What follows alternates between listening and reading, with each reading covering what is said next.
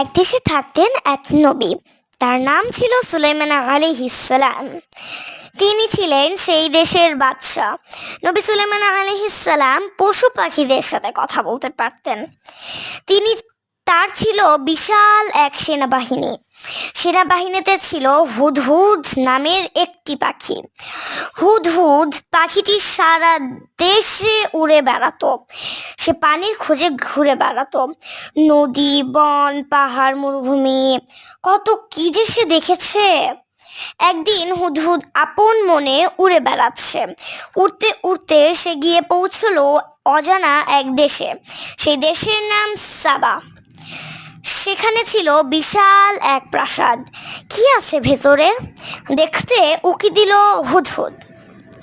সে দেখলো ইয়া বড় একটা সিংহাসন, কি ঝলমরে আর সুন্দর।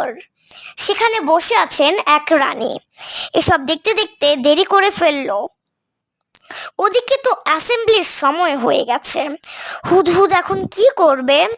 ঝড়ের বেগে ছুটতে লাগলো সে। ওদিকে গোটা অ্যাসেম্বলি তার জন্য থেমে আছে। অ্যাসেম্বলিতে না থাকার জন্য তাকে তো শাস্তি পেতে হবে। ডানা ঝাপটাতে ঝাপটাতে হুদহুদ এসে পৌঁছলো। সবকিছু খুলে বলল নবীকে।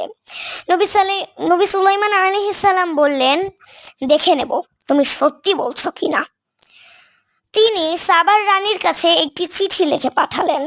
হুদহুদ চিঠি নিয়ে উড়ে গেল সাবায়।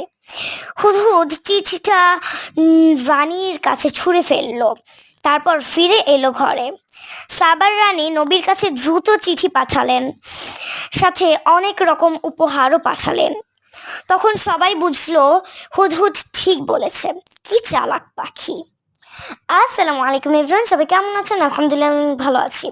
আমার গল্পগুলো যদি আপনাদের ভালো লেগে থাকে তবে অবশ্যই লাইক, সাবস্ক্রাইব এবং শেয়ার করে আমার পাশে থাকবেন। এবং আমার গল্পগুলো কিন্তু সবগুলো 100% সত্যি। আসসালামু আলাইকুম।